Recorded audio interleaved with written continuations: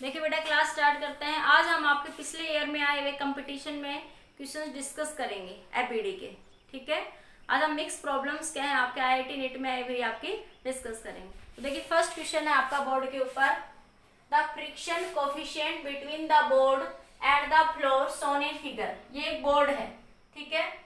तो आपके पास क्या कह रहा है, the friction coefficient between the board and the floor shown in figure is mu. Frictional coefficient board के बीच में और मैन, ये एक मैन खड़ा हुआ है यहाँ पे, ये एक मैन है यहाँ पे, ठीक है। इस shown in figure find the maximum force that man can exert. Find the maximum force that the man can exert on the rope so that the board does not slip. ये board जो है यहाँ से slip ना हो, इसके लिए man इसके ऊपर मैक्सिमम फोर्स कितना लगाए। तो देखिए, एक बार सिंपल सी बात देखिए, ये मैन है, वो किसी चीज को ऐसे खींचता है, ठीक है। तो फोर्स नीचे लगाएगा तो टेंशन ऊपर होगी, तो फोर्स बराबर होगा किसके, टेंशन के। तो मैक्सिमम फोर्स जो आप निकालेंगे वो किसके बराबर होगा, आपका टेंशन के बराबर होगा। तो जितने फोर्स से आप खींचेंगे उतना ही रस्सी में खिंचाव आएगा आपके पास, ठीक है। तो कह रहे हैं कितना मैक्सिमम फोर्स लगाएगा वो मैन इस रोप के ऊपर कि ये बोर्ड जो है, ये मैन जो, ये बॉक्स, जिस बॉक्स जो रखा हुआ है, ये इस पे स्लिप ना हो। मैन का मास मान लिया कितना आपका, capital M. Mass of the man is capital M. अब देखिए, जब ये मैन इस रस्सी को ऐसे पकड़ के खींचेगा, ऐसे ऐसे खींचेगा, तो इसमें टेंशन आएगा, टी टेंशन आएगा, ठीक है। इसी तरह इसमें भी क्या आएगा, टी टेंशन। इधर टी टेंशन होगा तो आपके पास ये फ्रिक्शनल फोर्स होगा इस डायरेक्शन में, ये टी टेंशन है तो इधर फ्रिक्शन फोर्स लगेगा, F = μ(n). इस टेंशन की वजह से ये यहाँ पे देखो, ये दांत बने हुए, जहाँ दांत बने वहां फ्रिक्शन होता है, ठीक है, रफ सरफेस है, ठीक है। तो ये इसके कारण इस पे क्या लगेगा, फ्रिक्शनल कोफिशिएंट फोर्स लगेगा। एक ही सरफेस यहाँ नॉर्मल रिएक्शन लगाएगा, ये क्या लगाएगा यहाँ पे, नॉर्मल रिएक्शन। और नॉर्मल रिएक्शन यहाँ नीचे किसके बराबर होगा, इस मैन का weight plus mass of the block into g. इस पूरे का एक सिस्टम मान लिया मैंने, इस पूरे, ये जो पूरा था ब्लॉक और टेंशन बोर्ड, इसको एक सिस्टम कंसीडर कर लिया, ठीक है। अगर आप अलग अलग से भी निकालते हो ना, मैन की एबीडी अलग, ब्लॉक के तब भी आंसर से आएगा, बट क्वेश्चन थोड़ा बड़ा बन जाएगा, ठीक है। हमने क्या करा, इसको एक सिस्टम कंसीडर कर लिया। तो ये आपको पता है कि क्वेश्चन सीधी सी बात है, तुम किसी ब्लॉक पे खड़े हो तो सिंपल सी बात है, जैसे तुम बचपन में खेलते थे, अरे एक पुल्ली से एक ऐसे रस्सी है, उसको खींचोगे तो तुम कितना मैक्सिमम फोर्स लगाओ कि आपके पास ये ब्लॉक जो है ना, जो तुम्हारे पैरों के नीचे, ये इस सरफेस से आपके पास स्लिप ना हो, ये इस सरफेस से जो है आपका स्लिप ना हो। यही क्वेश्चन है कि आप कितना मैक्सिमम फोर्स लगाओ कि आपके पास वो सरफेस से स्लिप ना हो, ठीक है। क्वेश्चन ऐसा है, ये एक बोर्ड है, इस बोर्ड के ऊपर एक ब्लॉक रखा हुआ है, तो वो कह रहा है कि ये मैन कितने मैक्सिमम फोर्स से, जैसे तुम हो किसी चीज को पकड़ के खींच रहे हो, नीचे तुम्हारे ब्लॉक है, तुम कितना मैक्सिमम फोर्स लगाओ कि तुम्हारे पैरों के नीचे जो ब्लॉक है वो स्लिप ना हो वहां से, ठीक है। कि कितने फोर्स के ऊपर वो ब्लॉक जो है वो स्लिप नहीं होगा वहां से, ठीक है। तो इस उस फोर्स की बात करनी है। तो देखो, जब फोर्स क्या हो, जितना आप फोर्स लगा रहे हो उतनी क्या होगी, टेंशन। तो फोर्स बराबर होगा किसके, टेंशन के। तो अगर हम टेंशन निकाल लें तो हमारा फोर्स फाइंड आउट वहां पे हो जाएगा। तो देखिए, क्वेश्चन के अंदर क्या निकालना है आपको, ये आपने एक सिस्टम कंसीडर कर लिया, इसको, इस पूरे को क्या कंसीडर कर लिया आपने, एक सिस्टम। तो ये ब्लॉक है जिसका मास क्या आपका m है, ठीक है, जिसका मास क्या है, m है। तो आपके पास मैन का, ये मैन है, मैन का मास क्या है, कैपिटल M मान लिया। तो इस मैन ने इधर नीचे की डायरेक्शन में फोर्स लगाया है, ठीक है, मैन ने नीचे की डायरेक्शन में फोर्स लगाया F, कितना, तो जितना फोर्स लगाया उतनी क्या होगी ऊपर की डायरेक्शन में टेंशन। तो F बराबर है किसके, T के। तो आप में क्या लिखते हैं, बॉडी पर लगने वाले फोर्सेस। बॉडी में किसी पे फोर्स लगाया वो नहीं देखते, बॉडी पर, सिस्टम पर लगने वाले फोर्सेस देखते हैं। तो ये इसको पूरे एक सिस्टम मान लेंगे।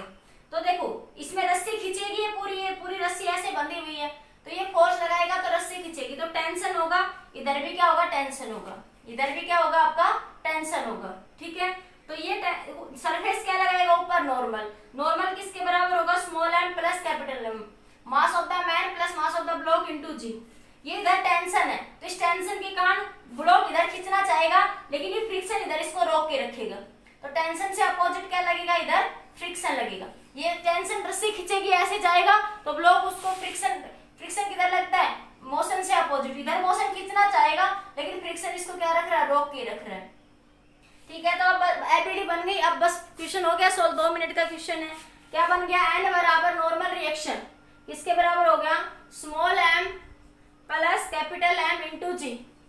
ठीक है, अब यहां से एक वर्टिकल, ये एफ नहीं लेंगे, एफ मैन लगा रहा है, और एपीडी में स्टार्टिंग में बेसिक में बताया हुआ है कि आपके पास बॉडी पर लगने वाले फोर्सेस। ठीक है, मैन ने जो लगाया वो फोर्स नहीं, मैन पर जो फोर्सेस लग रहे हैं, इस सिस्टम पर जो मैक्सिमम फोर्स लग रहा है वो एफ तो टी के बराबर हो जाएगा, जितना वो फोर्स लगाएगा उतना ही क्या हो जाएगा, टेंशन। ठीक है, तो आपके पास टी टेंशन किसके बराबर हो जाएगी, म्यू इंटू एन के, म्यू इंटू एन के। अब यहाँ से क्या करो, इस वैल्यू को यहाँ से सोल्व कर लो, तो म्यू की वैल्यू क्या हो जाएगी, यहाँ से एन की वैल्यू म्यू बाई एन हो जाएगी। नॉर्मल रिएक्शन की वैल्यू कितनी हो जाएगी, यहाँ से नॉर्मल रिएक्शन किसने के बराबर हो जाएगा, T is equal to T by mu के बराबर हो जाएगा यहाँ से। ठीक है, अब उसने पूछा क्या, टेंशन, तो टेंशन की वैल्यू, सॉरी टेंशन ही निकालो यहाँ से, टेंशन की वैल्यू हो जाएगी यहाँ से m प्लस एम इंटू जी। अरे ये उल्टा करो ना, इसको 1 मान लो, हमें टेंशन तो निकालना है, इसको 1 मान लो, इसको 2 मान लो, तो क्या बना, T is equal to mu into N, N कितना आपका m plus M into G. जो म्यू है आपका वो कितने के बराबर आया आपके पास, m इंटू एम प्लस जी के बराबर आ गया आपके पास। ठीक है, अब इन दोनों इक्वेशन से क्या करो, आप टेंशन निकालो। ऑप्शन के अंदर ऑप्शन बताऊं, अब आपके पास देखो, इसमें जो गलती करोगे इस क्वेश्चन में, इसका ऑप्शन है, ऑप्शन नंबर ए है mu into m plus M into g. देखो इसमें ट्विस्ट कहाँ आएगा, डिवाइड बाई 1 प्लस म्यू। एक ऑप्शन है एम जी अपॉन में 1 प्लस म्यू, एक ऑप्शन है आपका mu into m plus M into g, और एक डी ऑप्शन है आपका mu into capital M into g divide by 1 plus mu. अब देखो मैक्सिमम बच्चे इस क्वेश्चन का आंसर ये लगाएंगे, सी ऑप्शन। मैक्सिमम स्टूडेंट्स जो है इस क्वेश्चन का आंसर ऑप्शन सी लगाएंगे, लेकिन आप क्या आपके अकॉर्डिंग ये ऑप्शन सी सही है, बताइए, क्या आपके अकॉर्डिंग ये ऑप्शन सी सही है? ये ऑप्शन गलत होगा, क्योंकि एक मिस्टेक और भी कर रहे हैं आप लोग अभी। ठीक है, क्या मिस्टेक कर रहे हो, देखिए एक बार, अब देखो इधर, ये आंसर गलत है, ऑप्शन देख लिया, ऑप्शन लिख लेना। अब देखो यहाँ एक छोटी सी मिस्टेक हो गई कि ये नॉर्मल लग रहा है ऊपर, और नॉर्मल की एम प्लस एम जी लिख दिया आप लोगों ने देखते ही, लेकिन ये भी तो देखो ऊपर एक टेंशन भी तो लग रहा है, अरे वर्टिकल डायरेक्शन में फोर्स, तो यहाँ क्या लिखोगे आप लोग, ये इक्वेशन में इधर देखो ध्यान से, ऊपर एक नॉर्मल लगा, एक टी लगा, तो टी प्लस एन बराबर होगा किसके, m plus capital M into g के, और इधर से टी किसके बराबर है, म्यू एन के, किसके बराबर है, म्यू एन के। अब देखो एन किसने के बराबर आ जाएगा, टी बाई म्यू के, एन कितने के बराबर आ जाएगा, टी बाई म्यू के। आप पुट करो तो T plus T by mu बराबर एम प्लस एम इंटू जी। ऑप्शन नोट कर लिए, एक बार नोट कर लो, एक बार जल्दी से ऑप्शन नोट हो गए, जल्दी नोट कर लीजिए ऑप्शन को। अब मैं ऑप्शन हटा रही हूँ, ठीक है, तो देखिए यहां से क्या आएगा सॉल्यूशन, यहां से आपके पास, इसको सोल्व कर लो, टी को बाहर ले लो, 1 plus 1 by mu small m capital M into g, T mu plus 1 divide by mu small m capital M into g, तो टी इज इक्वल टू क्या आ जाएगा, mu small m capital M into g divide by 1 plus mu. तो this is your answer. तो ये क्या होगा, आपका आंसर होगा। ध्यान रखना इसमें, क्योंकि सीधा क्या देखते हैं, एन बराबर, मैंने कहा था एन बराबर एम जी कभी नहीं होता, एन बराबर अकॉर्डिंग टू सिचुएशन देखेंगे क्या क्या होगा कंडीशन में। Normal reaction according to question change हो सकता है आपके पास। तो क्या होगा, ऊपर एक टेंशन फोर्स लग रहा है, एक नॉर्मल रिएक्शन लग रहा, ये किसके बराबर होगा, small M plus capital M के।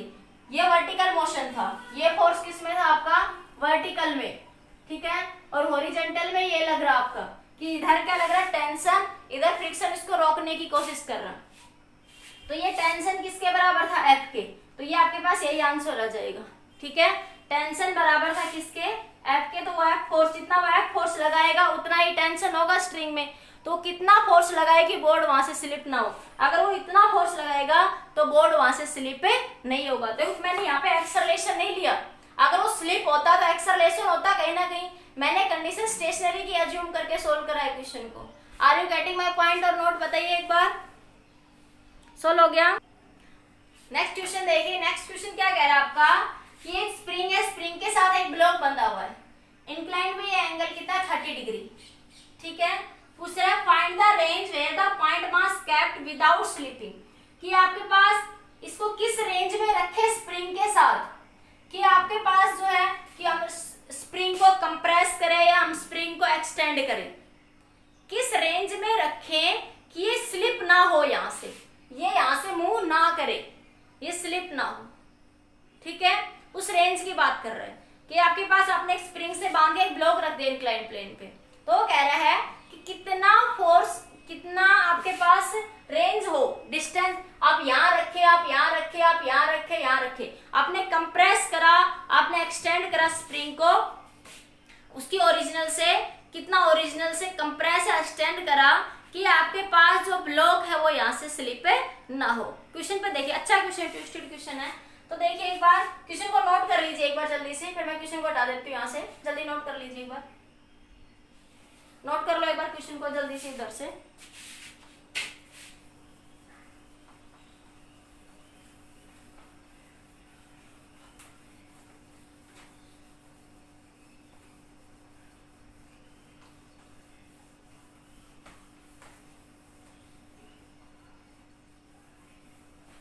हो गया नोट क्वेश्चन बेटा। अब देखिए मैं इसको हटा रही हूँ, ठीक है। अब मान लिया मैंने, अब क्या करेंगे क्वेश्चन को सोल्व करने की ट्रिक देखो कि आपके पास मान लिया ये ओरिजिनल पोजीशन थी, ये यहाँ पे कितनी थी, ओरिजिनल पोजीशन थी, ये मान ली स्प्रिंग की इधर कितनी थी, ओरिजिनल पोजीशन थी। लेट मान लिया मैंने कि ये जो है ये स्प्रिंग की कौन सी आपकी ओरिजिनल पोजीशन है, ठीक है। आपने ये ओरिजिनल यहां तक थी, ओरिजिनल यहां तक थी स्प्रिंग, आपने इसको एक्सटेंड करा, खींच दिया पीछे की साइड डायरेक्शन। तो आप खींचोगे तो फ्रिक्शनल फोर्स आपके पास, देखो ये स्प्रिंग है, देखो स्प्रिंग वाले कंसेप्ट में समझाया था कि आप इसको इधर खींचोगे तो आपके पास फ्रिक्शनल फोर्स F = kx इधर लगेगा अपोजिट डायरेक्शन में।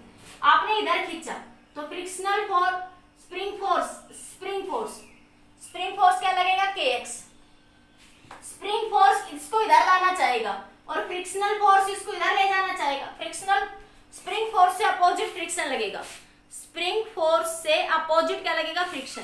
देखो आपने मान लिया कि ओरिजिनल पोजीशन थी, ये जो रेड पेन है यहाँ तक स्प्रिंग की कितनी थी, ओरिजिनल पोजीशन थी। आपने क्या करा, थोड़ा सा खींचा उसको, देखा कि क्या ये यहाँ से मूव कर रहा है, देखते हैं। उसको थोड़ा सा मान लिया एक्सटेंड करा, थोड़ा सा उसको कंप्रेस करा।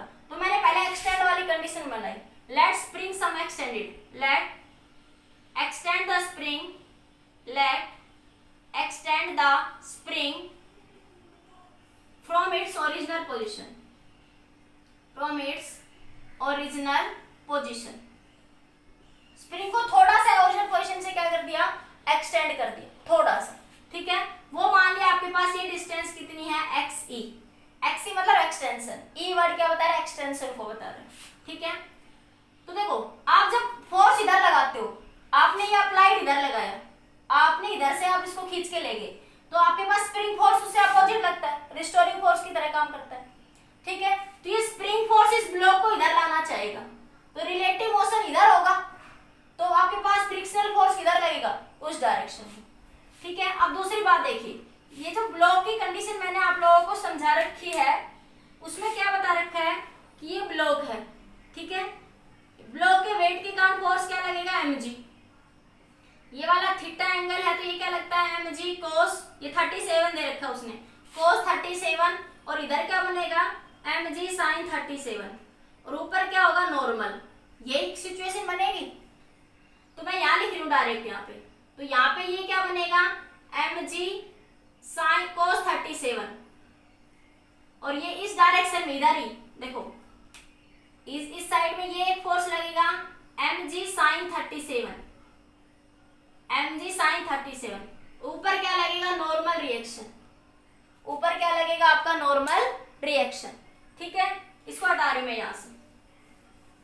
अब बताइए यहाँ से तो क्या क्या फोर्स लग रहा है वर्टिकल में, देखो नॉर्मल रिएक्शन बराबर हो गया, पहले mg cos 37 की वैल्यू निकालो, mg cos 37 की ट्रायंगल बार बार बता रखी है आप लोगों को, ये 37, ये 3, ये 4, ये 5, cos 37 कितना होगा 4/5, मास कितना 1 किलोग्राम का, g मतलब 10, g कितना 10, cos 37 कितना हो जाएगा 4/5, तो ये कितना आ गया 8 न्यूटन।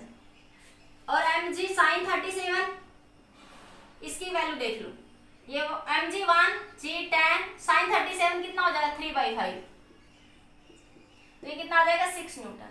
तो इधर ये फोर्स कितना लग रहा है आपका 8 न्यूटन, और ये इधर कितना लग रहा है आपका 6 न्यूटन, ठीक है। इस ब्लॉक को अलग से बना के दिखाऊं, ये आपके पास ब्लॉक है, ठीक है, इधर इस पे फोर्स लग रहा है 8 न्यूटन, इधर लग रहा kx फोर्स, और एक फोर्स क्या लग रहा है 6 न्यूटन का, एक तो kx लग रहा है, एक mg sin 37 की वैल्यू 6, इधर क्या लग रहा है spring force μn, spring force क्या होता है μn, ठीक है। ऊपर क्या लग रहा है इस पे नॉर्मल रिएक्शन, ऊपर क्या लग रहा है इस पे नॉर्मल रिएक्शन, ठीक है। तो लगा लो, तो n बराबर कितना आ गया 8 न्यूटन के, नॉर्मल रिएक्शन 8 न्यूटन के आ गया। F बराबर F कितना आपका μn, तो ये आ जाएगा F बराबर 6 + kx, 6 + kx, फोर्स F जो है वो किसके बराबर आ गया 6 + kx के, ये यहाँ से आपके पास इक्वेशन 1 बन गई। यहाँ से ये कब बनी है आपके पास, यहाँ से x निकालना है आपको, ठीक है। F की वैल्यू और निकाल लो यहाँ से एक बार, निकाल लो इस एक्सटेंशन, F क्या होगा μn, अरे F क्या होगा आपका μn, फ्रिक्शनल कोएफिशिएंट बराबर 6 + kx, n की वैल्यू कितनी है 8 न्यूटन, n की वैल्यू कितनी है 8 न्यूटन, तो 8 μ + 6 + kx, ठीक है। k स्प्रिंग कांस्टेंट की वैल्यू उसने क्वेश्चन में दे रखी है 10 दे रखी है, k स्प्रिंग कांस्टेंट क्वेश्चन में दे रखा है 10, k स्प्रिंग कांस्टेंट दे रखा है क्वेश्चन में 10, ठीक है। तो आपके पास और फ्रिक्शनल कोएफिशिएंट भी दे रखा है आपको, कितना दे रखा है आपके पास, ये वैल्यू भी दे रखी है क्वेश्चन में आपको, ये दे रखी है इन्होंने आपको, लिखा नहीं क्या, म्यू बराबर 1 दे रखा है, म्यू कितना दे रखा है यहाँ पे 1, क्वेश्चन में म्यू भी कितना दे रखा है 1, दे गिवन है भैया मैंने लिखा नहीं, म्यू भी 1 दे रखा है क्वेश्चन में, और के भी के स्प्रिंग कांस्टेंट कितना दे रखा है 10, ये दोनों दे 1 गिवन है क्वेश्चन में। तो 8 म्यू की वैल्यू 1, 6 + 10 × x, तो ये कितना आया आपके पास 8 - 6 = 10x, तो 2 = 10x, या 10x = 2, तो x = 0.2, मतलब कि जब हम उसको ओरिजिनल से 0.2 एक्सटेंड करेंगे एक तो, ठीक है, हमारी रेंज क्या कहेगी, रेंज मैंने बताया था कि कितना उसको एक्सटेंड करे और कितना उसको कंप्रेस करे। अगर हम दोनों सिचुएशन निकाल लें कि थोड़ा उसको एक्सटेंड करा, थोड़ा उसको कंप्रेस करा, ठीक है, थोड़ा उसको एक्सटेंड कर दिया, थोड़ा उसको कंप्रेस कर दिया, उस सिचुएशन में जो रेंज होगी वो दोनों के सम के बराबर आ जाएगी।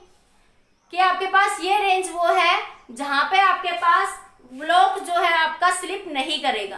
तो मैंने एक्सटेंशन रेंज निकाल दी एक्सी, ये क्या निकाली है मैंने एक्सी, एक्सटेंड जो करा आपने, ये एक्सटेंशन निकाली आपने, ये क्या निकाली है एक्सटेंशन। अब हम निकाले हैं कंप्रेशन। एक बार फिर से देख लो इस क्वेश्चन को कि मान लिया आपने ये ओरिजिनल थी, ओरिजिनल से थोड़ा सा एक्सटेंड कर दिया, तो ओरिजिनल से एक्सटेंड करोगे स्प्रिंग फोर्स लगा, ये कंपोनेंट इंक्लाइन प्लेन पे समझाया था mg cos sin 30 mg sin 37 mg cos 37, उसकी वैल्यू 6 और 8 होगी। ऊपर क्या लगेगा नॉर्मल रिएक्शन, सरफेस से ऊपर क्या लगेगा नॉर्मल रिएक्शन, तो स्प्रिंग फोर्स उसको इधर लाना चाहेगा तो वो इससे अपोजिट इधर जाएगा, तो ये क्या लगेगा spring frictional force.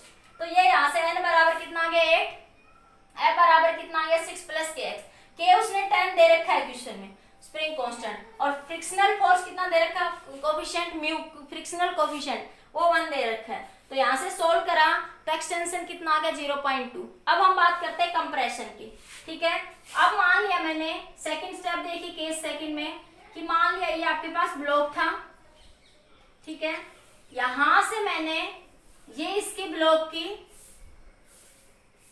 Original position थी, ये यहाँ पे कहीं क्या थी, ओरिजिनल पोजीशन थी, यहाँ पे क्या थी, ओरिजिनल पोजीशन थी ब्लॉक की, ठीक है।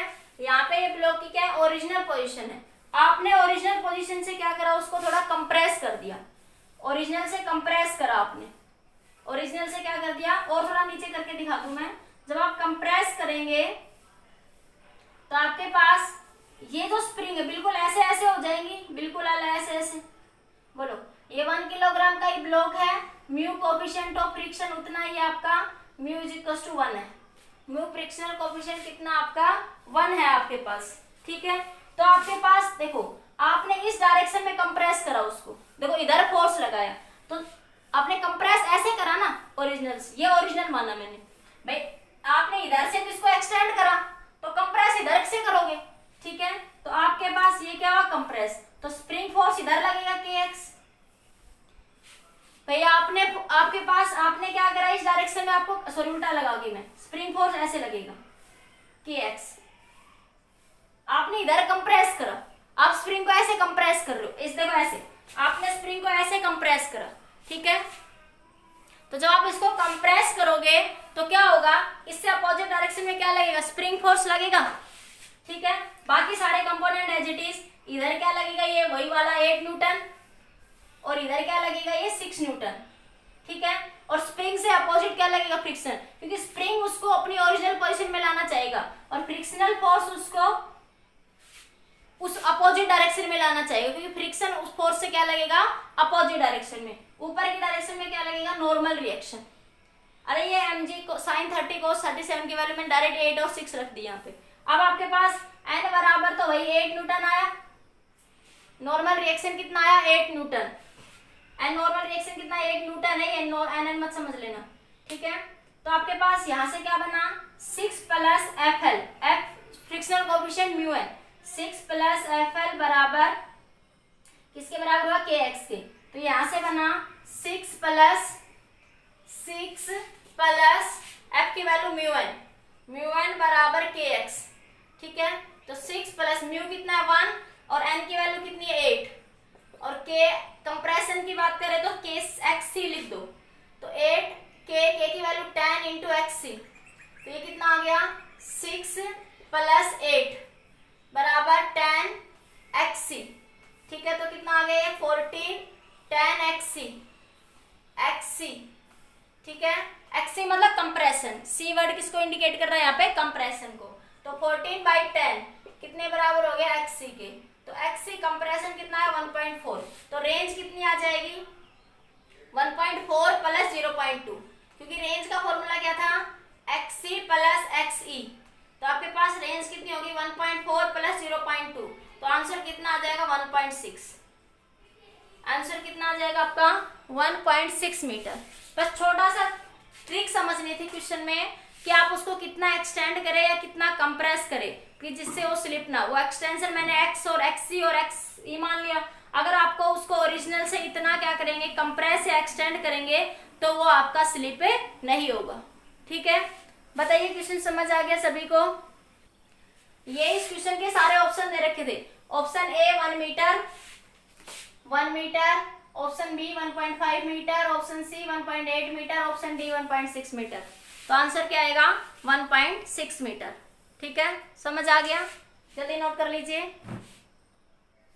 क्वेश्चन क्या कह रहा है नेक्स्ट देखिए, the angle of inclination of the plane is double, ठीक है। The angle of repose is 30 degree, angle of repose से क्या कर दिया, डबल कर दिया, और एंगल ऑफ रिपोज कितना है आपका 30 डिग्री, ठीक है। और एंगल ऑफ इंक्लिनेशन कितना कर दिया उसने, डबल कर दिया, मतलब उससे कितना हो गया 60 degree. Find the acceleration of sliding down the block. ये आपके पास एक ब्लॉक है, मैं फिगर इधर ही बना देती हूँ एक बार, ये तो समझ आएगा, हो गए बाद में लिख लेंगे। इधर से देखो,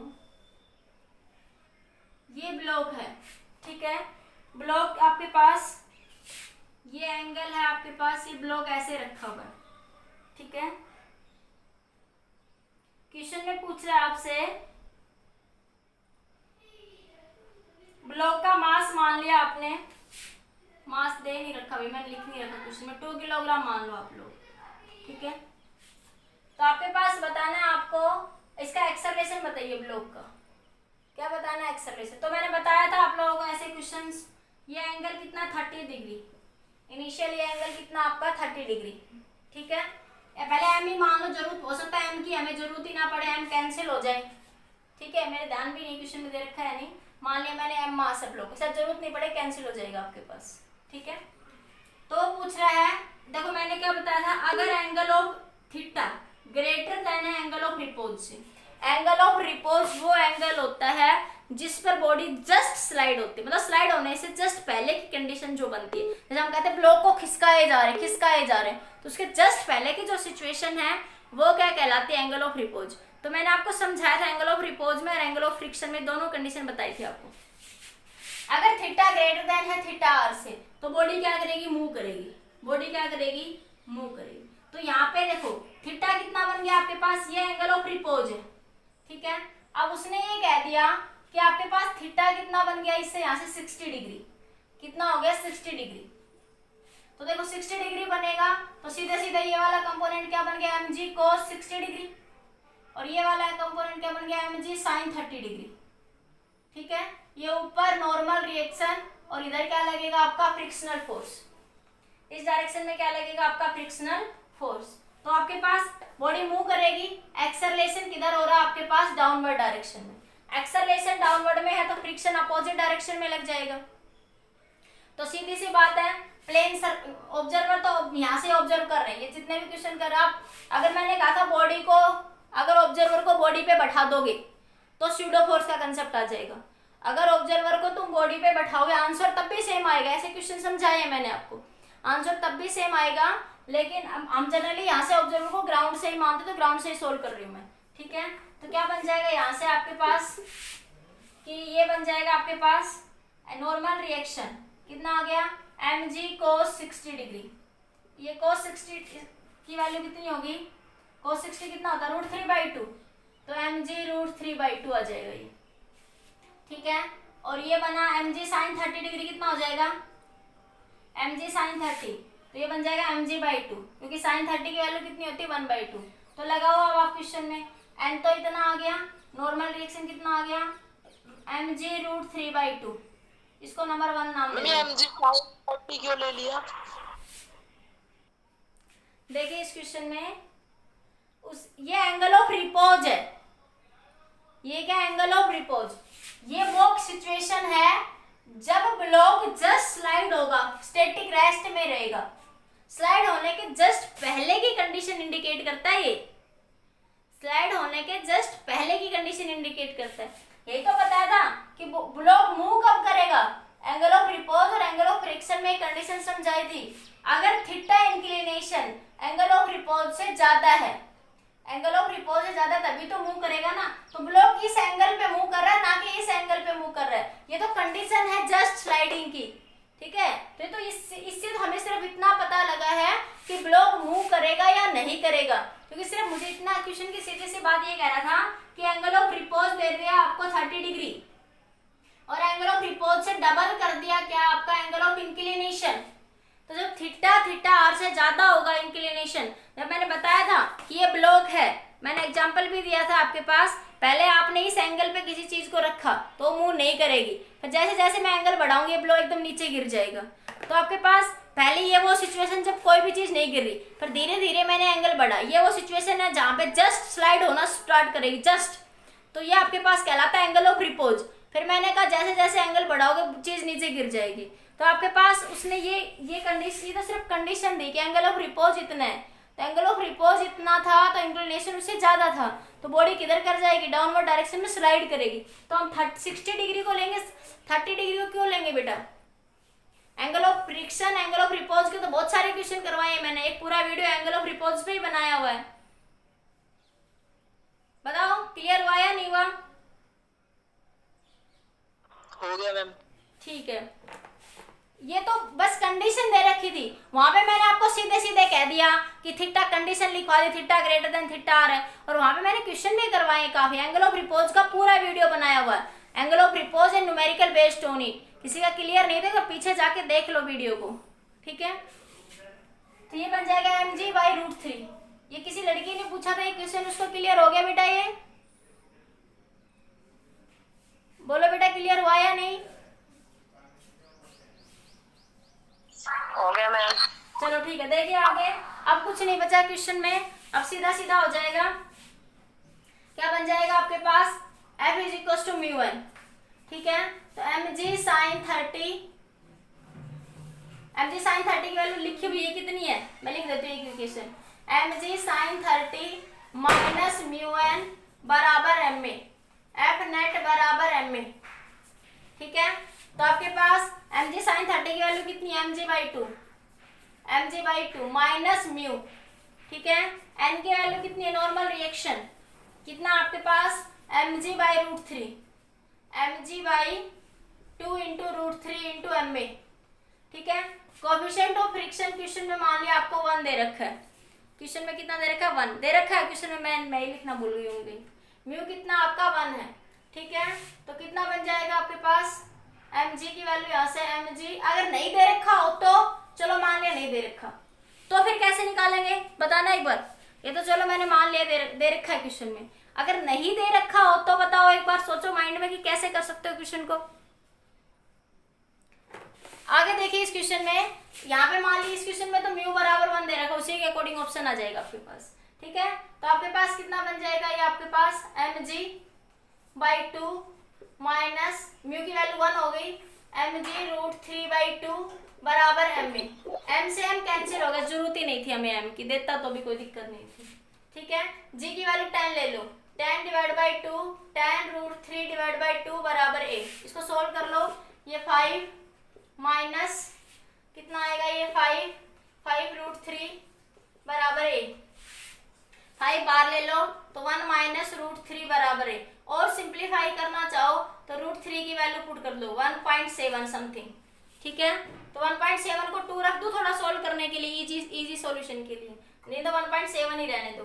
तो ये बना 5 minus 1 minus 1.7 is equal to ये, तो 1 में से ये जाएगा तो 5 इंटू 0.7 बराबर a, तो ये आएगा 35.3.5। तो एक्सेलरेशन की वैल्यू कितनी आ जाएगी? 0.3/5। एक्सेलरेशन कितना आ जाएगा? 3.5। कितना आ जाएगा? 3.5। क्लियर हो गया क्वेश्चन? बताइए एक बार। अरे एंगल ऑफ रिपोज के तो काफी क्वेश्चन कर रहा है, पूरा वीडियो बनाया है। चलो जल्दी नोट करिए, फिर भी नहीं आया तो बता सकते हो। क्वेश्चन फिर से देखिए, ए फोर्स ऑफ 20 न्यूटन, ये ब्लॉक है सरफेस पे रखा हुआ है, ठीक है। Can just move block kept on A horizontal ground, horizontal surface के ऊपर ब्लॉक रखा हुआ है। Calculate the coefficient of friction and angle of friction, आपको म्यू निकालना है, कोएफिशिएंट ऑफ फ्रिक्शन और एंगल ऑफ फ्रिक्शन। तो देखो इसके ऊपर सबसे पहले एफ की बात करते हैं, ये कितना हो जाएगा? Mu into N. ब्लॉक पे फोर्स इधर लग रहा है तो आपके पास फ्रिक्शनल फोर्स इस डायरेक्शन में लगेगा। ऊपर क्या लगेगा? नॉर्मल रिएक्शन, नीचे क्या लगेगा? 3g। नॉर्मल रिएक्शन किसके बराबर हो जाएगा आपके पास? 3g के। नॉर्मल रिएक्शन आपके पास 3g के बराबर है आपके पास, ठीक है। अब आपसे पूछ रहा है आपके पास ये किसके बराबर हो जाएगा? Static friction F is equal to mu N बराबर किसके हो गया? 20 के। F is equal to mu N बराबर है 20 के। तो यहाँ पे n की वैल्यू रख दो, या तो n की वैल्यू कितनी हो जाएगी आपके पास? 3g। Mu is equal to 3g, g की वैल्यू 10 रख दो, 3g बराबर 20। तो g की वैल्यू 10, तो कितना हो गया? 20। तो म्यू कितना आ गया आपके पास? 20/30। 0 से 0 कैंसिल, तो 2/3। कितना आ गया? 2/3। और एंगल ऑफ फ्रिक्शन क्या होता है आपके पास? tan थीटा कितने के बराबर होता है? म्यू के, ठीक है। तो आपके पास tan थीटा म्यू कितना आया? 2/3 आपका। म्यूएस कितना है? म्यूएस के बराबर होता है, ये कितना है आपका? 2/3। स्टैटिक फ्रिक्शन जस्ट स्लाइड करता है, उसने ये नहीं कहा मूव कर रहा है, तो स्टैटिक फ्रिक्शन की बात करेंगे। तो थीटा कितना हो जाएगा? tan inverse 2/3। या फिर आप लोग ये वाले एबीडी बना लो कि ऊपर नॉर्मल ये 3 किलोग्राम। जैसे मैंने बेसिक समझा, ऊपर नॉर्मल, इधर फ्रिक्शन, तो ये रिजल्टेंट फोर्स होगा। तो ये एंगल किसके बराबर, तो वही है थीटा। तो थीटा क्या बनेगा आपके पास, और देखो, और tan थीटा किसके बराबर होगा आपके पास, F बाई एन के, F बाई एन के। तो tan थीटा F कितना, mu N by N, N से एन मर गया, तो tan थीटा म्यू कितना है 2/3, तो थीटा कितना आ जाएगा tan इनवर्स 2/3। तो वो वहीं से आए, ये मैंने डायरेक्ट लिख दिया, इसको सोल्व करके लिख दिया। बिल्कुल छोटा सा क्वेश्चन था, जल्दी नोट करें, फिर अगला क्वेश्चन डिस्कस करते हैं। वेरी इंपॉर्टेंट क्वेश्चन, जल्दी देखिए क्वेश्चन को।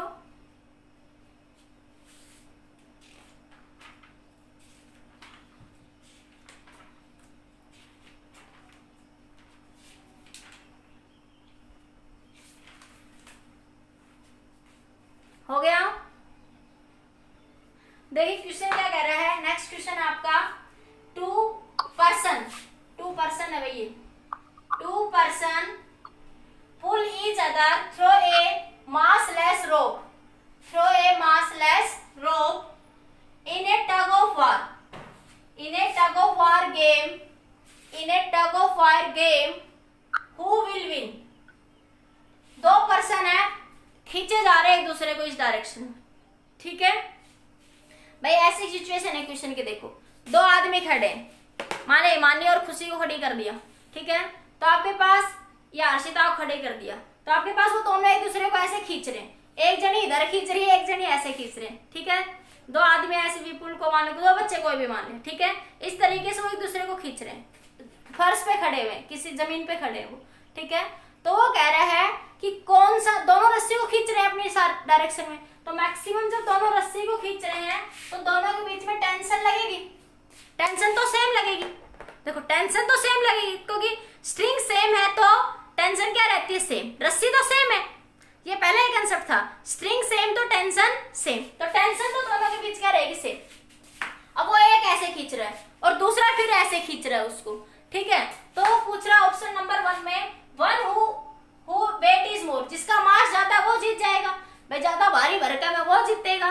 दूसरा, one who pull the rope with greater force, वो जीतेगा जिसका फोर्स ज्यादा लगेगा, ठीक है। तीसरा, जो ज्यादा फोर्स लगा रहा है, ठीक है। तीसरा, one who applied more friction force on the ground, वो जीतेगा जो ग्राउंड के ऊपर ज्यादा फ्रिक्शन लगा रहा है। तीसरा, one who applied more normal force on the ground. तो देखिए क्वेश्चन क्या कह रहा है आपसे पास, बिल्कुल सिंपल सी बात है, ये यहाँ पे फ्रिक्शन लगा हुआ है दोनों सरफेसिस में, यहाँ पे क्या लगा हुआ, फ्रिक्शन। तो देखो ये जब इसको ऐसे खींचेगा, इधर वाला जो खड़ा हुआ है, तो वो अप्लाइड पैर उसका उधर जाएगा, फ्रिक्शन इधर आएगा, तो आपके पास इधर क्या लगेगा, अप्लाइड, और इधर क्या लगेगा, इस पे फ्रिक्शन। इसी तरह जब ये इसको खींचेगा तो इधर वो क्या करेगा, अप्लाइड, इधर क्या लगेगा, उस पे फ्रिक्शन, इधर क्या लगेगा, अप्लाइड, इधर क्या लगेगा, फ्रिक्शन, ठीक है। तो आपके पास ये फ्रिक्शन फोर्स F1 कह दो, ये फ्रिक्शन फोर्स में F2 कह दो, ठीक है। तो देखो ऑब्वियस सी बात है, सिंपल सी बात है, जो फ्रिक्शन फोर्स ज्यादा लगाएगा वो ज्यादा खींचेगा ना उसको, वो अर्थ में ज्यादा फोर्स लगा रहे हैं, वो जितना हमें पैरों पे दबाव ज्यादा देंगे, जितना प्रेशर ज्यादा लगाएंगे हम लोग, जितना फ्रिक्शन ज्यादा होगा पीछे की डायरेक्शन में फोर्स, भाई हम दोनों पैरों से लगा रहे हैं, एक आगे जा रहा है एक पीछे जा रहा है, तो फ्रिक्शन के कारण जितना ज्यादा होगा वो एकदम उसको ज्यादा खींच रहा है, फ्रिक्शन कम होगा तो फिसल जाएगा, तो ज्यादा फोर्स लगाओ या कम उससे फर्क नहीं पड़ेगा। तो ना तो जिसका ज्यादा वेट ज्यादा वो जीतेगा, क्योंकि टेंशन फोर्स दोनों में सेम सेम लगेगी, ठीक है। ग्रेटर फोर्स से खींच रहा है, ग्रेटर फोर्स मतलब टेंशन तो दोनों में सेम ही लग रहा है, वो तो चेंज हो ही नहीं सकता, ठीक है। अब बात करते हैं यहाँ पे फ्रिक्शन, तो जिधर फ्रिक्शन ज्यादा होगा, जो बंदा जिस बंदे के कारण फ्रिक्शन फोर्स ज्यादा लग रहा है, ठीक है, फ्रिक्शन फोर्स ज्यादा लगेगा, वो क्या करेगा, जीत जाएगा, ठीक है। जैसे आपके पास ऐसे समझ लो, एक आदमी फर्श साइड में खड़ा था, एक रेत में खड़ा था, तो कौन सा जीतने की प्रोबेबिलिटी किसकी ज्यादा है, जो आपके पास रेत की साइड खड़ा है, मिट्टी की साइड, क्योंकि उधर फ्रिक्शन क्या हो जाएगा, ज्यादा, उस डायरेक्शन में फ्रिक्शन क्या होगा, ज्यादा। तो option is right, option C is right, option C क्या होगा यहाँ पे आपका, बिल्कुल लॉजिक सा क्वेश्चन था। बताइए समझ आया नहीं आया, एक बार समझ आ गया बेटा ये क्वेश्चन, इसका ऑप्शन सी क्या हो जाएगा यहाँ पे आपका, राइट हो जाएगा। देखिए नेक्स्ट क्वेश्चन देखिए फिर आपका, देखिए बेटा नेक्स्ट क्वेश्चन है आपका, क्या कह रहा है, रफ वर्टिकल बोर्ड, ये एक बोर्ड है, ठीक है, ये क्या आपका बोर्ड, ठीक है, has acceleration a so that a 2 kilogram block pressing against छोटा सा। इससे पहले एक क्वेश्चन देखो, मान लिया एक बॉल है, ये क्या बॉल है, इस बोर्ड वाले क्वेश्चन से पहले क्वेश्चन देखो पहले, ठीक है। पहले इस क्वेश्चन को देखो, ये यहाँ पे एक मास m है, ठीक है। तो इस तरह क्वेश्चन को कैसे सोल्व करेंगे, ये एक बॉल है, ये क्या एक मास m है, ठीक है। तो आप बताइए फ्रिक्शन फोर्स किधर लगेगा, तो ये बॉल है, बॉल के कारण वेट mg लगेगा, और यहाँ पे देखो फ्रिक्शन इधर बनेगा, तो इस mg से अपोजिट क्या लगेगा, फ्रिक्शन फोर्स। mg से अपोजिट क्या लगेगा, फ्रिक्शनल फोर्स। तो देखो ये नॉर्मल फोर्स इधर लग रहा है और F अप्लाइड वो इधर लगा रहा है, F फोर्स इधर लगा रहा है तो नॉर्मल किधर लगेगा, इससे अपोजिट लग जाएगा, ठीक है। तो यहाँ से क्या बन जाएगा, फ्रिक्शनल फोर्स बराबर mg, फ्रिक्शनल फोर्स किसके बराबर हो जाएगा, यहाँ से आपका mg से, ठीक है। और नॉर्मल फोर्स किसके बराबर हो जाएगा आपके पास, F के। तो ये बॉल वाले क्वेश्चन में ऐसे सोल्व करेंगे कि बॉल है वो सरफेस के साथ रखी हुई है, ठीक है। तो आपके पास देखो ये mg के कारण ब्लॉक नीचे आएगा क्योंकि फ्रिक्शन फोर्स इधर लग रहा है, फ्रिक्शन उसको क्या कर रहा है, बैलेंस। तो n बार mg बराबर ये है क्या, F अप्लाइड बराबर नॉर्मल रिएक्शन, ये F अप्लाइड है, कैपिटल F, ठीक है। तो ये आपके पास अब जो भी ब्लॉक की इक्वेशन देगा उसको क्या कर लेंगे, यहाँ से सोल्व कर लेंगे, ठीक है। अब ज्यादा सोल्व करना तो F क्या हो जाएगा, म्यू n बराबर mg, ठीक है। इस क्वेश्चन को लिख लो पहले एक बार, इतने को, फिर अगले क्वेश्चन पे आते हैं। पहले इस क्वेश्चन को लिख लो, ये क्वेश्चन कर लो पहले, ये वाला, ठीक है। कर लिया ये क्वेश्चन, जल्दी नोट कर लीजिए, हो गया नोट। अब नेक्स्ट क्वेश्चन देखिए आपका, नेक्स्ट क्वेश्चन क्या कह रहा है बेटा आपसे, नेक्स्ट क्वेश्चन कह रहा है, पॉज करके नोट कर लेना, ठीक है बेटा।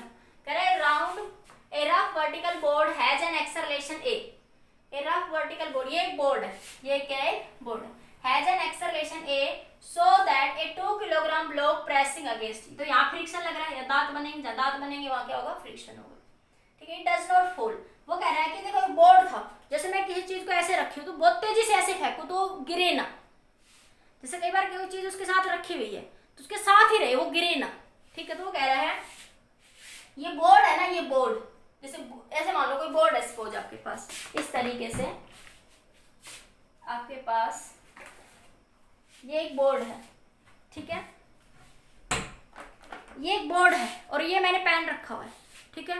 तो वो कह रहा है ये ऐसे रखा हुआ था, तो मैं ऐसे किसी सिचुएशन में ऐसे करूं कि ये इसके साथ चिपका रह जाए, ये गिरे ना इसके साथ ऐसे, तो जैसे मैंने ऐसे फेंका तो नहीं गिरा ना, ऐसे फेंका नहीं गिरा, तो वो फोर्स जब वो ना गिरे आपके पास, ठीक है। तो वो बोर्ड अब ऐसे ऐसे एक्सेलरेट कर रहा है, बोर्ड क्या जा रहा है, ऐसे एक्सेलरेट। तो बोर्ड के ऊपर ये मास क्या रखा हुआ है कि आपके पास 2 किलोग्राम, कितने का रखा हुआ है, 2 किलोग्राम। अब इस बोर्ड और इसके बीच में फ्रिक्शन होगा, ठीक है।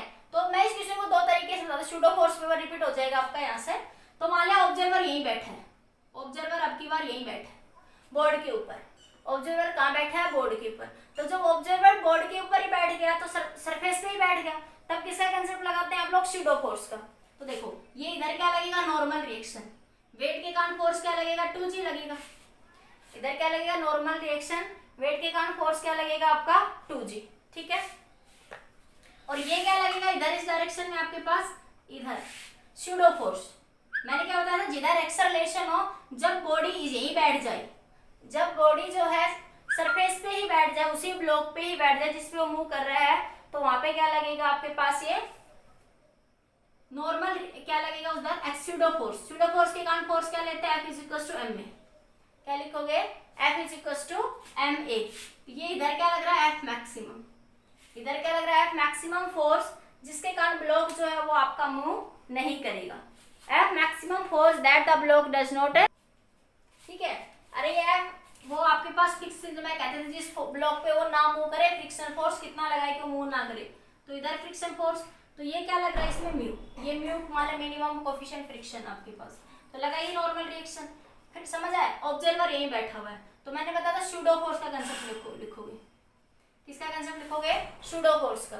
तो सूडो फोर्स के कंसेप्ट के अकॉर्डिंग जिधर एक्सेलरेशन हो रहा है उससे अपोजिट डायरेक्शन में क्या लिख लोगे, ma, उससे अपोजिट डायरेक्शन में क्या लिखोगे, ma लिखोगे, ठीक है। इधर क्या लगेगा, नॉर्मल रिएक्शन, इधर क्या ये दीवार, ये जो बोर्ड की दीवार है, ये इसकी या वॉल कह दो, ये इसके ऊपर नॉर्मल फोर्स लगा रही होगी, वेट के कारण फोर्स mg लग रहा होगा, ऊपर क्या लग रहा होगा, फ्रिक्शन फोर्स, ऊपर क्या लग रहा होगा आपका, फ्रिक्शनल फोर्स।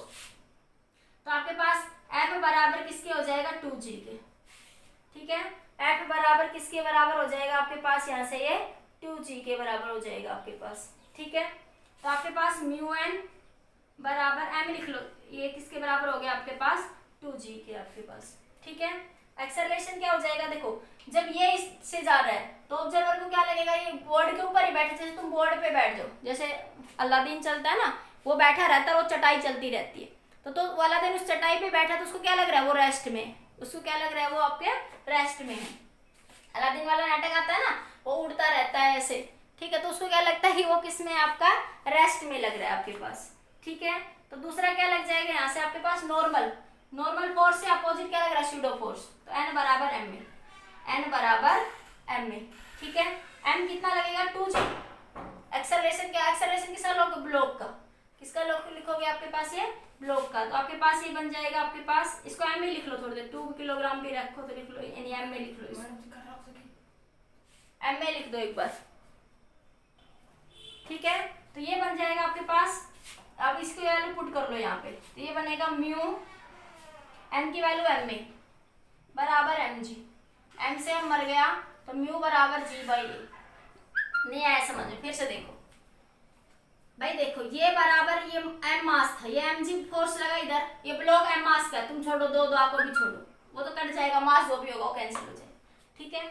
ये बोर्ड इधर एक्सेलरेट कर रहा है, ये बोर्ड किधर लग रहा है, एक्सेलरेशन, तो बोर्ड से अपोजिट डायरेक्शन में क्या लिखोगे, स्यूडो फोर्स, क्योंकि आपकी बार ऑब्जर्वर यही बैठा हुआ है, ऑब्जर्वर कहाँ बैठा है, यहाँ पे, तो स्यूडो फोर्स तो नॉर्मल रिएक्शन से अपोजिट एम में लगा, ठीक है। तो देखो वेट के कारण बॉडी नीचे आएगी, वेट के कारण बॉडी किधर आएगी, नीचे, तो ऊपर क्या लगेगा, फ्रिक्शन फोर्स, तो फ्रिक्शन फोर्स क्या हो गया mg, तो एफ की वैल्यू क्या लिख दी, म्यू एन बराबर mg, तो यहाँ से एन की वैल्यू रख दो एम में, एम से एम मर गया तो म्यू कितना है, जी बाई ए।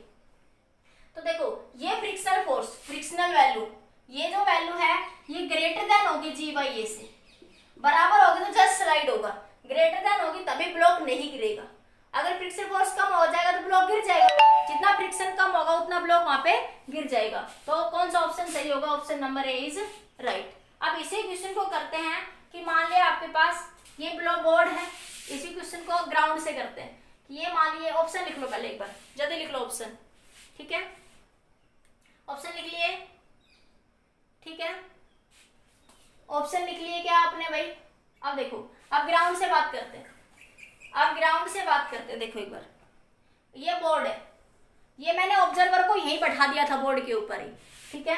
अब आपके पास ये आपके पास एक बॉल है, ठीक है, ये ब्लॉक है 2 किलोग्राम का, ठीक है, तो वेट के कारण फोर्स mg, ऊपर क्या लगेगा, फ्रिक्शन फोर्स, यहाँ पे फ्रिक्शन है इन दोनों के बीच में, सरफेस के बीच में, एक्सेलरेशन इधर है, आपकी बार ऑब्जर्वर यहाँ ग्राउंड पे खड़ा है, आपकी बार ऑब्जर्वर कहाँ खड़ा हुआ है, ऑन द ग्राउंड, तो ग्राउंड से क्या देखेगा कि ये ब्लॉक भी चल रहा, ये बोर्ड भी चल रहा है ना, उसे ग्राउंड से क्या लगेगा कि बोर्ड भी चल रहा है, एक्सेलरेशन है इसे, तो क्या बनेगा, एफ नेट बराबर एम में, तो एफ बराबर एम में हो जाएगा, अरे एफ नेट बराबर एम में हो जाएगा, और फ्रिक्शन फोर्स क्या हो जाएगा आपके पास, ये लगेगा नॉर्मल रिएक्शन, ये क्या लगेगा, नॉर्मल रिएक्शन, ठीक है। तो ये नॉर्मल रिएक्शन बराबर एम में, तो एन जिधर एक्सेलरेशन उधर वाला फोर्स क्या हो जाएगा, पॉजिटिव, तो एन बराबर एम में, जिधर एक्सेलरेशन, न्यूटन का सेकंड लॉ ऑब्जर्व ग्राउंड से लगाते हैं, न्यूटन के सेकंड लॉ को किधर से लगाते हैं, ग्राउंड से, तो किधर से ऑब्जर्व कर रहा है वो ग्राउंड से, तो उसे क्या लगेगा, बोर्ड भी मूव कर रहा है और ब्लॉक भी मूव कर रहा है,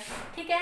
जब वो इस पे बैठ गया था तो उसको क्या लग रहा था, वो किस में, रेस्ट में, बोर्ड के रिस्पेक्ट में वो किस में था, रेस्ट में, उस सिचुएशन में क्या लगाते हैं, स्यूडो फोर्स, किसका कंसेप्ट लगाते हैं आप लोग, स्यूडो फोर्स का कंसेप्ट लगाते हैं, तो एन बराबर क्या हो जाएगा आपके पास, न्यूटन के सेकंड लॉ के अकॉर्डिंग जिधर फोर्स उधर वाला एक्सेलरेशन इधर है, तो जिधर एक्सेलरेशन उधर वाले फोर्स को क्या मान लोगे, पॉजिटिव, तो एन बराबर एन में, तो एफ बराबर एम जी, एफ बराबर एम जी, एफ की वैल्यू म्यू एन बराबर एम जी, एन बराबर एम में, तो एम में बराबर एन की वैल्यू पुट कर दो यहाँ पे, ये एन की वैल्यू यहाँ रख दो, तो एम जी, एम से एम मर गया तो म्यू किसके बराबर आ गया, जी बाई ए के, तो जब ये फ्रिक्शन फोर्स ज्यादा होगा ए बाई जी से, तभी ब्लॉक मूव नहीं करेगा, तब ब्लॉक मूव नहीं करेगा। देखो मैंने इस क्वेश्चन बिल्कुल भी कंफ्यूज मत होना, दो कंडीशन मान ली कि ऑब्जर्वर बोर्ड के ऊपर ही बैठा हुआ है, जैसे ये बोर्ड है, ये बोर्ड है, ठीक है। अब तुम इस बोर्ड पे बैठ जाओ, जैसे अलादीन की चटाई होती है ना, वो उस पर बैठा बैठा जाके आसमान में उड़ता रहता है, तो उसको क्या लगता है कि वो रेस्ट में है ना उस चटाई के रिस्पेक्ट में।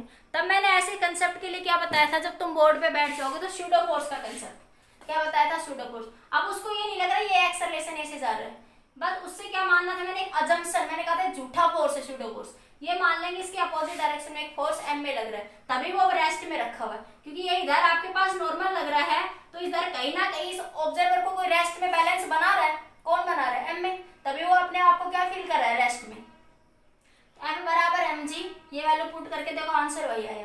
जब मैंने ये क्वेश्चन पहले भी करवाया है, चाहे तुम ग्राउंड से मानो चाहे तुम वहां बैठ के मानो, तो कुछ प्रॉब्लम वहां बैठ के इजीली सोल्व हो जाती है, कुछ ग्राउंड से सोल्व हो जाती है, कुछ में कोई फर्क नहीं पड़ता, कहीं से भी सोल्व करो। तो अब यहाँ पे ऑब्जर्वर ग्राउंड पे खड़ा था, तो ग्राउंड पे खड़े लोगों को क्या लगेगा, चटाई उड़ रही है, ग्राउंड पे खड़े होकर क्या दिखेगा, अलादीन उड़ रहा है, अलादीन भी जा रहा है और उसकी चटाई भी, दोनों मोशन में है ना, तो उसको क्या लगेगा, तो क्या लगेगा, सेकंड लॉ एप्लीकेबल होगा। तो क्या कहता है n बराबर m में, तो क्या कहता है वो n बराबर m में, जिधर वाला फोर्स, जिधर एक्सेलरेशन उधर वाला फोर्स पॉजिटिव।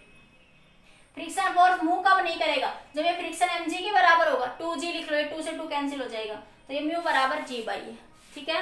तो ये जो फ्रिक्शन कोफिशिएंट जितना ज्यादा होगा, फ्रिक्शन फोर्स जितना ज्यादा उतना ही वो नीचे नहीं गिरेगा, अगर फ्रिक्शन कम होगा तो फिसलन हो जाएगी, तो म्यू ग्रेटर देन होना चाहिए किससे, g बाई a से, ये g बाई a है बेटा, ये g बाई a से, म्यू जो है g बाई a से क्या होना चाहिए, ग्रेटर देन होना चाहिए, तभी वो मूव नहीं करेगा। नोट करिए, क्वेश्चन को समझ आ गया सभी को, नोट करिए जल्दी से क्वेश्चन को।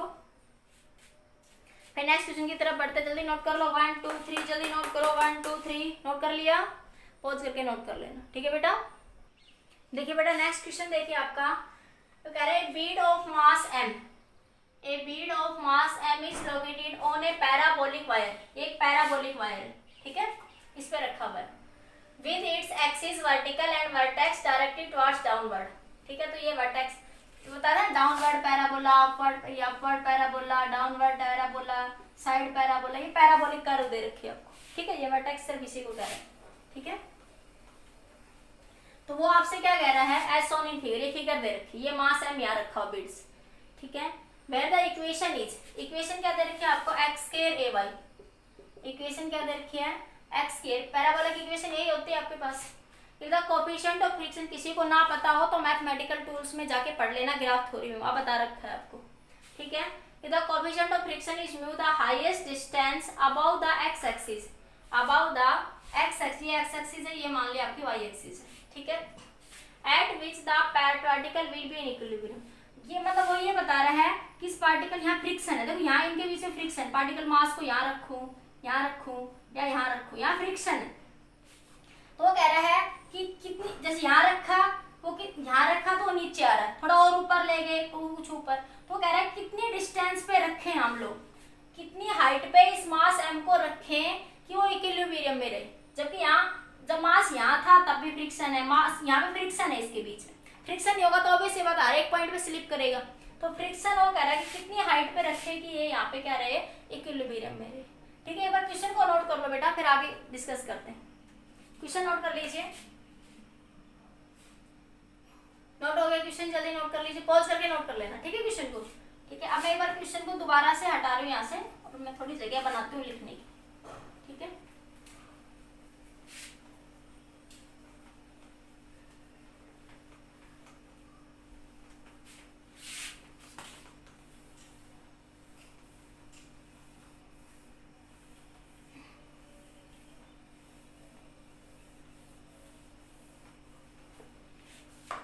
देखिए क्वेश्चन है आपके पास, ये आपके पास एक पैराबोला दे रखा है क्वेश्चन में, ये आपको एक पैराबोला दे रहा है, ठीक है। यहाँ से वो कह रहा है इस मास m को मैंने मान लिया कितनी हाइट पे रखे, मान लिया मैंने इसको h हाइट पे रख लिया, यहाँ से कितनी हाइट पे रख लिया, h हाइट पे, ठीक है, कि वो आपके पास किस में रहे, इक्विलिब्रियम में। अब टेंजेंट के साथ यहाँ से क्या बना लेते हैं, एंगल थीटा, ये मास m से आए, टेंजेंट लिया है,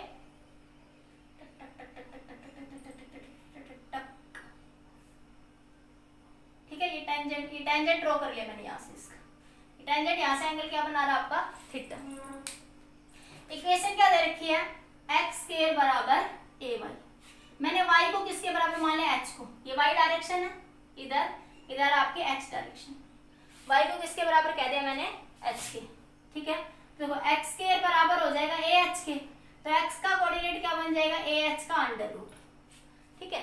तो हमें इस क्वेश्चन में कहीं ना कहीं tan थीटा बनाना होगा, क्या बनाना होगा, tan थीटा। तो मेरे पास ये निकल जाएगी, तो मैंने tan थीटा, क्योंकि कोऑर्डिनेट निकालना हमने कहीं ना कहीं से, ठीक है।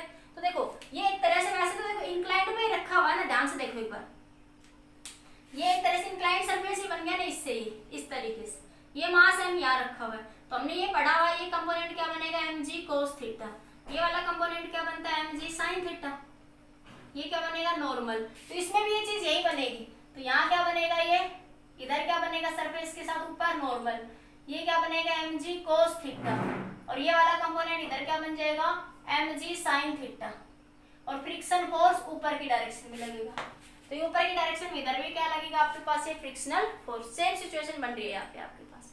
तो ऐसे सिचुएशन के लिए क्या करते हैं बेटा, स्लोप निकाल लेते हैं। तो स्लोप क्या होगा आपके पास, dy बाई dx, ये बताया था आपके पास इक्वेशन ऑफ मोशन में, मैथमेटिकल टूल्स में। तो dy बाई dx, तो y कितने के बराबर है आपके पास, y आपके पास किसके बराबर है, x स्क्वायर बराबर है किसके, ay के, x स्क्वायर बराबर है ay के, तो y किसके बराबर हो गया, x स्क्वायर बाई a के। तो dy बाई dx करते हैं यहाँ से, dy बाई dx, ठीक है। तो कितना हो जाएगा, 2x बाई a, ठीक है। तो आपके पास x कितना है, dy बाई dx, x की वैल्यू कितनी है, रूट ah, x की वैल्यू कितनी है, रूट ah, तो x की वैल्यू पुट कर दो, रूट ah बाई a, ठीक है। ये क्या स्लोप, ये क्या स्लोप, स्लोप किसके बराबर होता है, tan थीटा के। अरे इस इक्वेशन में निकालूंगी मैं यहाँ से, तो क्या बनेगा, n बराबर mg cos थीटा, और म्यू n, f बराबर क्या होता है, म्यू n बराबर mg sin थीटा। इनको डिवाइड करेंगे तो n से n कैंसिल, तो म्यू बराबर tan थीटा आ जाएगा, इन दोनों को डिवाइड करो, वैसे निकाला हुआ पीछे भी, तो म्यू बराबर किसके आ गया, tan थीटा के। तो ये dy बाई dx भी किसके बराबर है, dy by dx, slope, slope क्या होता है, tan थीटा, स्लोप क्या होता है आपका, tan थीटा। तो मैं यहाँ से क्या लिख सकती हूँ, tan theta is equal to ये इक्वेशन, ठीक है, फ्रॉम 1 and 2, फ्रॉम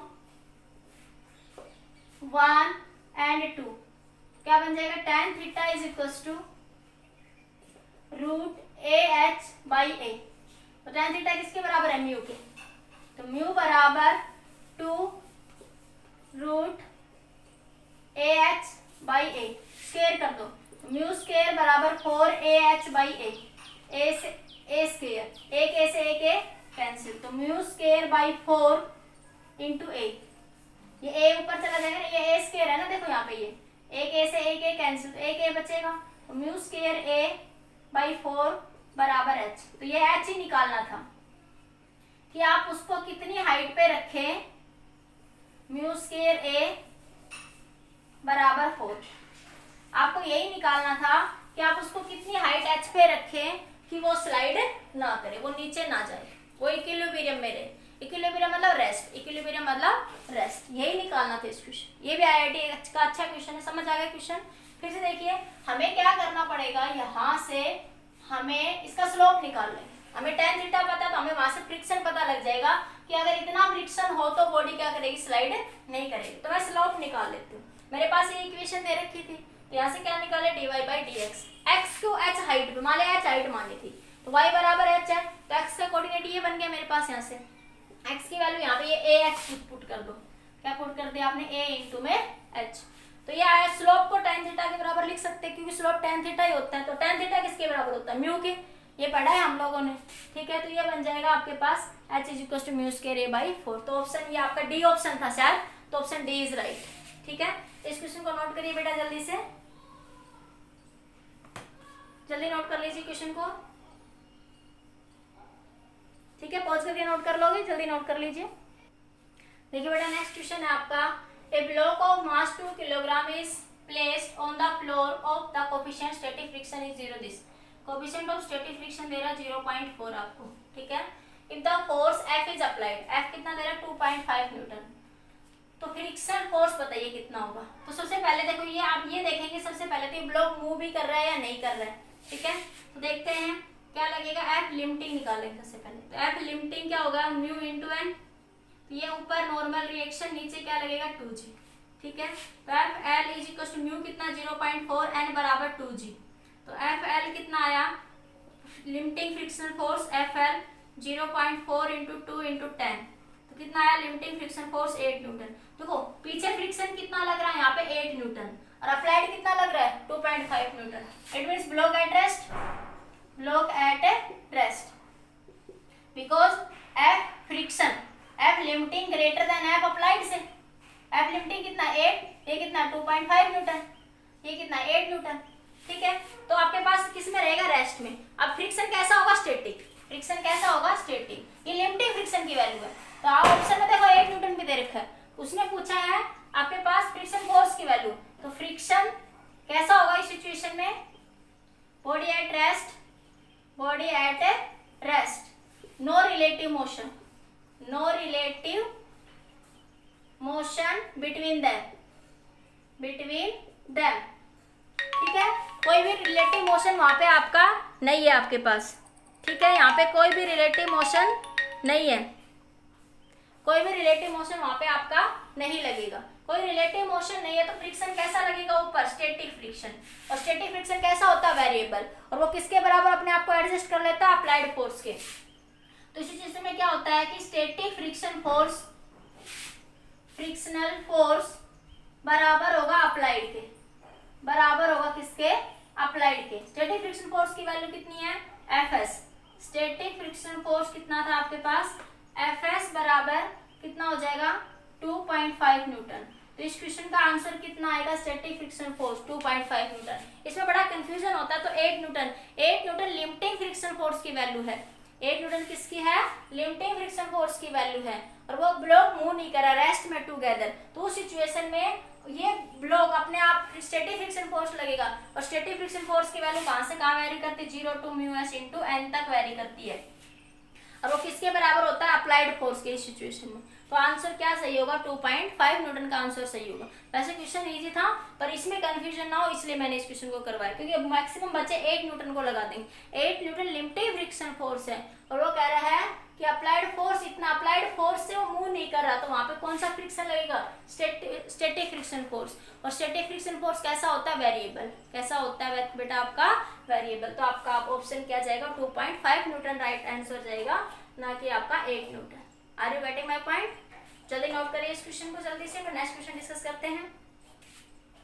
नोट कर लीजिए, नोट कर लिया, पॉज करके नोट कर लो जल्दी से बेटा। नेक्स्ट क्वेश्चन देखो, देखिए बेटा नेक्स्ट क्वेश्चन देखिए, लास्ट क्वेश्चन आज के वीडियो लेक्चर का आपका। ये क्या कह रहा है, a block of 4 kilogram mass, एक ब्लॉक है जिसका मास कितना है 4 kilogram, is kept on a ground और coefficient of friction between the block and ground. Block और ग्राउंड के बीच में कोफिशिएंट ऑफ फ्रिक्शन कितना 0.8 आपका। And external force of magnitude 30 newton, एक फोर्स लगा रखा है, कितना एक्सटर्नल फोर्स, अप्लाइड फोर्स कितना 30 newton is applied to the ground. The resultant force exerted by the ground of the block is, तो देखो ये फोर्स इधर लग रहा है, तो फ्रिक्शन फोर्स इधर लगेगा आपके पास, लिमिटिंग फ्रिक्शन फोर्स।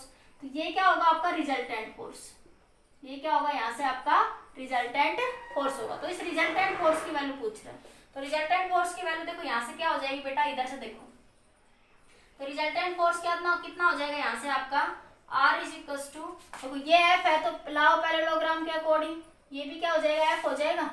ठीक है, तो F का स्केयर प्लस में N का स्केयर हो जाएगा आपके पास। रिजल्टेंट फोर्स की वैल्यू क्या हो जाएगी, F स्केयर प्लस में N स्केयर। अब बात करते हैं F की फोर्स की वैल्यू, तो देखो नॉर्मल रिएक्शन कितना हो जाएगा, N बराबर कितना हो जाएगा 4G के, 4G मतलब 40, G की वैल्यू क्या कितनी ले लोगे 10।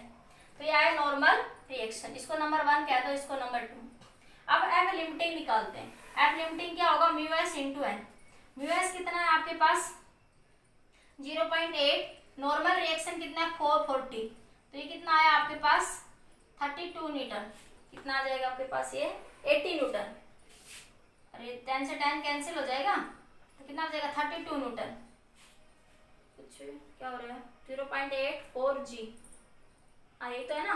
अरे म्यू एस की वैल्यू कितनी 0.8, 8/10 इंटू 40, तो ये 0 से 0 क्या हो गया आपका कैंसिल हो गया, 0 से 0 यहाँ से क्या हो जाएगा आपका कैंसिल हो जाएगा आपके पास, तो ये कितना बचेगा आपके पास 0 पॉइंट कितना आ जाएगा आपके पास 32 न्यूटन। ये लिमिटेड फ्रिक्शन फोर्स है, तो मतलब बॉडी किस में रहेगी, रेस्ट में।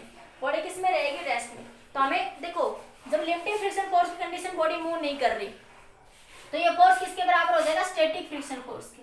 कितना फोर्स आएगा यहाँ पे, स्टैटिक फ्रिक्शन फोर्स।